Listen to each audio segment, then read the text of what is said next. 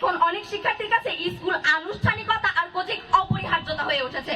এখন আমি প্রশ্ন করতে চাই যে সহায়ক ব্যবস্থা মূল ব্যবস্থার চেয়ে বেশি গুরুত্বপূর্ণ হয়ে ওঠে, তাকে কি এখনো সহায়ক বলা যায়, নাকি সেটি মূল ব্যবস্থাকে সংকটাপন্ন করে তুলছে?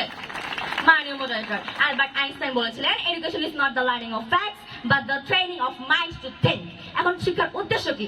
সৃজনশীল মানুষ তৈরি করা, নাকি প্রশ্ন মুখস্থ করিয়ে পরীক্ষার নম্বর বাড়ানো?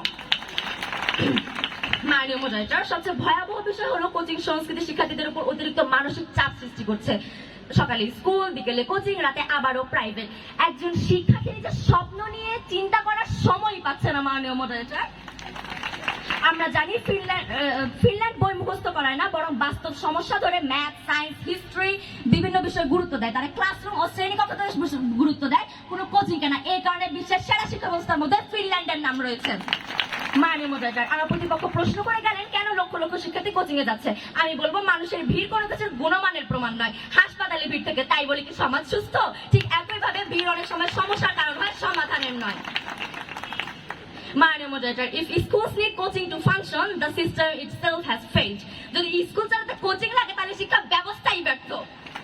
তাই আমি দৃঢ়ভাবে বলছি কোচিং শিক্ষা ব্যবস্থার সাফল্য নয়, বরং ব্যর্থতার সার্টিফিকেট। মাননীয় মডারেটর, শিক্ষা এখন একটি পণ্য হয়ে যাচ্ছে। প্রতিপক্ষ দল একটি প্রশ্ন করি যে শিক্ষা টাকা ছাড়া সম্পূর্ণ হয়, তাই কিভাবে পূর্ণাঙ্গ শিক্ষা বলতে পারবেন?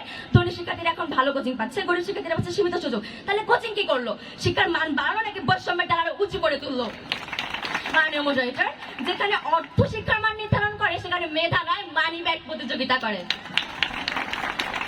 মাননীয় মডারেটর, আমি প্রতিপক্ষকে একটি ছোট প্রশ্ন করতে চাই। যদি কোচিং শিক্ষার মান উন্নয়নের প্রতীক হয়, তাহলে এমন একটি শিক্ষা ব্যবস্থাকে কল্পনা করুন যেখানে কোনো শিক্ষার্থীর কোচিং এর প্রয়োজন নেই। বলুন তো, সেই শিক্ষা ব্যবস্থার মান বেশি নাকি আজকের শিক্ষা ব্যবস্থা? এখন মাননীয় মডারেটর, আমার প্রতিপক্ষ দল যদি বলে কোচিং ছাড়া ব্যবস্থার মান বেশি, তাহলে আমরাই জিতে গেলাম, কারণ তারা স্বীকার করলো কোচিং প্রয়োজন না হওয়ায় উন্নত শিক্ষা।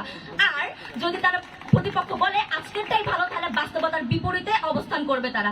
মাননীয় মডারেটর, আমি আমার বক্তব্যে বারবার এটা পরিষ্কার করেছি যে দুর্বলতার উপর দাঁড়িয়ে থাকা একটি ব্যবস্থাকে কোনোভাবে উন্নয়নের প্রমাণ হিসেবে গড়ে ধরা যায় না। তাই আপনারা যেভাবে যুক্তি দিন না কেন, জিলাপের মতো প্যাচ হয়ে হোক বা লাঠির মতো সোজা করে, সব যুক্তি আমাদের পক্ষকে স্বীকার করবে। তাই আপনাদের উচিত আমাদের পক্ষকে স্বীকার করা। এখন যদি আপনারা সেটি না চান, আপনারা নিজেদের বেসুরো গান গেয়ে যেতে পারেন। বিতর্ক চলছে, বিতর্ক চলবে, আমরাও আপনাদের বেসুরো গান শুনছি এবং শুনবো। ধন্যবাদ সবাইকে।